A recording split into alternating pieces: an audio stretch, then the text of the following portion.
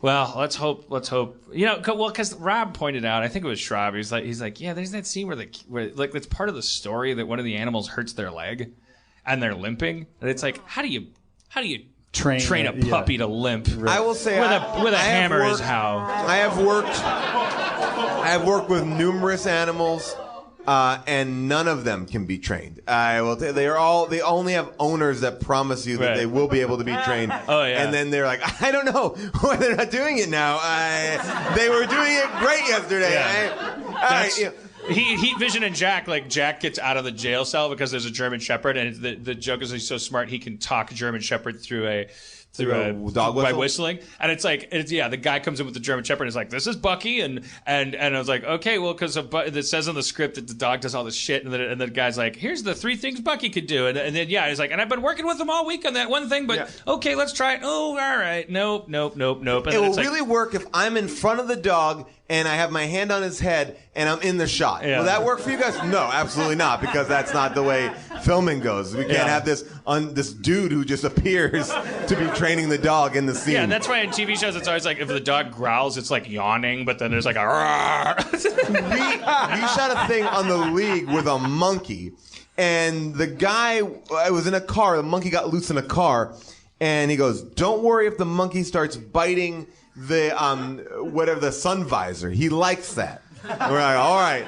He goes, but if he starts biting you, just give him these gummy bears and it will be fine.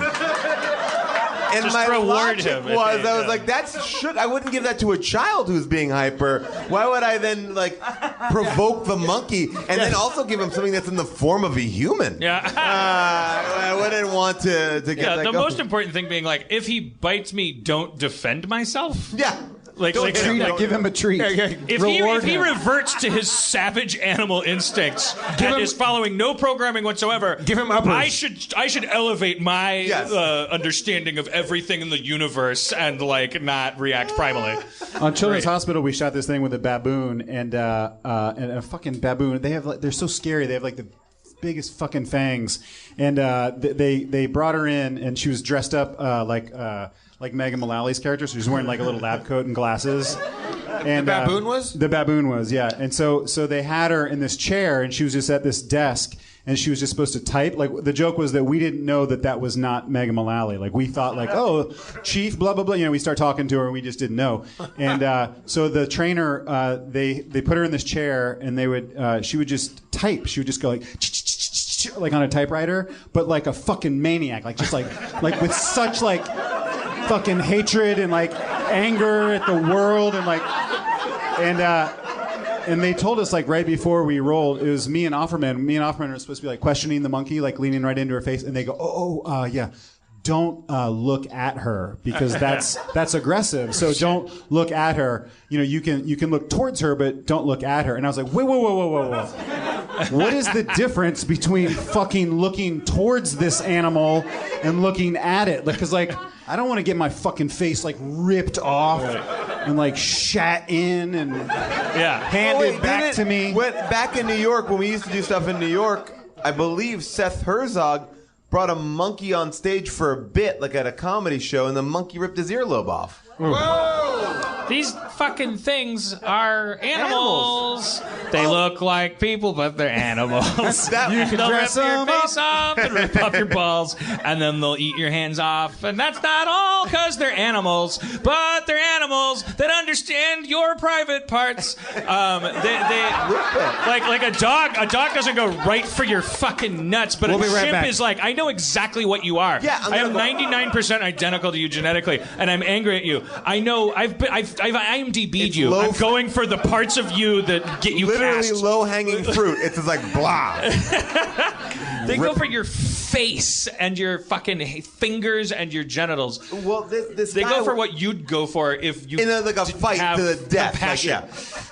Because if you weren't so lazy, this is what you would do. Well, I remember I talked to an animal trainer who had an orangutan, and I was like, "Oh, what was it like working with them?" He goes, "Well, my trainer, my master trainer, had an orangutan, and he goes, you have to, once they become older, they get more stubborn, and you have to start to watch out for these signs." And he goes, he was missing his mark, he wasn't doing his thing, and they used to live together. And he said, he'd always tell the monkey, like, get me a beer, and the monkey would get him a beer, and then the monkey would have a beer. He goes, but one day he said, get me a beer, and the monkey didn't get him a beer. He's like, now it's time. Oh. And he goes, he walked him out into the backyard and shot him in the back of the head. No. He said that because I believe it was an orangutan that when they get to a certain age, like their head actually grows or something like that, like a bone in their head kind of pops out, and then they cannot be trained anymore. Then they are off the grid. So you're and because they are domesticated and off the grid, they're doubly fucked. So it was like the only humane thing was to shoot them. Murder. Yeah. But I love a Miller's Crossing with an orangutan. Fuck? Just walking them out and pop. And not because he didn't break his leg in a horse race. Yeah. Like, that's sad enough. It's like, thank you for racing and making all this money. It's like you've gone. It's like, you wouldn't give me a beer.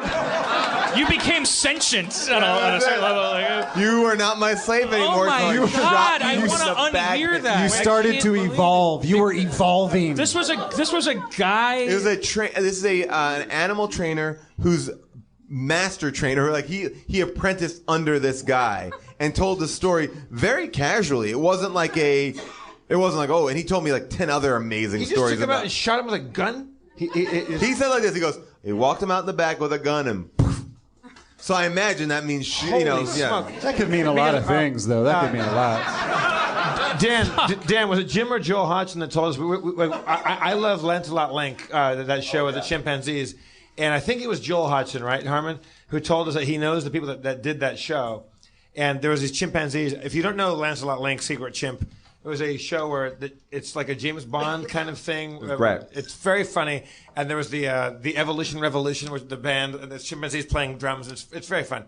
However, we found out from our friend Joe Hodgson from Mystery Science Theater fame that part of training those chimps was daily taking them out behind the fucking set and beating them with a pipe, and like beating them into submission because these chimps at some point they get aggressive and they're like, I don't want to do this anymore, and they're very muscular, very aggressive when they want to be, and they would have to take them out and beat them within an inch of their fucking life, like all the time, to get them to go put a tuxedo on and pretend to go put. Their wardrobe just kept getting more and more elaborate to cover up all of the. There was a guy called at the idea that at the end of it all, they have to put their own tuxedo on. That they're like, God damn it! I told Cindy to take this in. It makes me look like a fat ass. If that guy beats me with a pipe one less time, I'm not putting it on next time. I don't know why that made me. I just picture monkey alone in a trailer with a black guy. Like that, it's like terrible. It's a terrible job. Yeah. But then you hit him with the pipe, and then you're like, now go to your dressing room and dress like a fucking witch doctor. And he's like hemming and hawing and humping and. He's got the latch on the back. But it's not funny if you're listening and you're an animal. They said animal at some person. point. Yeah, well, I'm not. Yeah, everyone's an animal person. Yeah, I saw on Facebook that thing where elephants are painting, and an elephant draws a painting of an elephant, and it's fucking a better elephant that you could draw. And be like, well, that's a fucking amazing. I didn't know an elephant could put a paintbrush in its trunk and draw a fucking perfect elephant and do it. It turns out the way they do that is through torture and through lots of like the people walk up to them and hold a thing. They hold them by the ear, but in their hands there's a nail, and it's and there's little sticks they have. It doesn't look like it, but what they're doing is they're just jabbing them with it's all through pain. They learn to do this shit. Like what? But are the paintings good? I mean, they're beautiful paintings. I would buy one of these paintings. Yeah. I mean, I agree. I would like a movie version of The Fugitive with a monkey being like he killed a trainer and he's like, I a wrongly accused monkey being chased down. I was tired of playing the Baron and putting a monocle in and riding a tricycle. And yes, I killed my trainer, but at what price? Entertainment. But now he's a monkey without a fucking home. June, my wife, is very adamant about monkey and monkey rights because she doesn't like that monkeys are portrayed in a way that they have no control over. Right. So in the movie called Monkey Shines, a monkey is a killer. And she's like, well, that's not fair to the monkey because he can't choose his roles. and so he shouldn't be who among us portraying can, his race. He shouldn't be portraying his race by doing this. Like, right. You're forcing him into a role that is maybe not is defamatory to his race. June is paranormally empathic. Yes, because yes. when I did your awesome podcast, How Did This Get Made, which everybody should listen to. If you, thank you so much. She was very sincerely like Jack Frost with Michael Keaton. Like there was a point where she was crying. Yeah, she cries. She cries a lot, and she gets touched by these things. But the monkey debate was pretty amazing. She does not believe that dogs, monkeys, whatever, should have some sort of autonomy over the roles that they are choosing for That's why, themselves. Blackfish is such a great movie, because you're just rooting for the killer whale. You're like, oh, cool, man. Come on. It's terrible. Like these 17-year-old interns that are like, I love.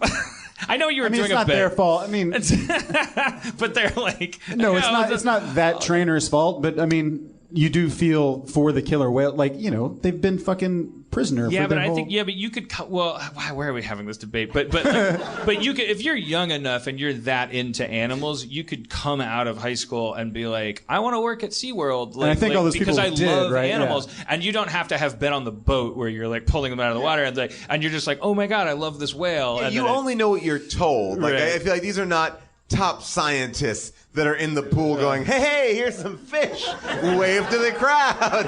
Like, I think the top researchers are probably doing some other high-level shit. They're not. Did you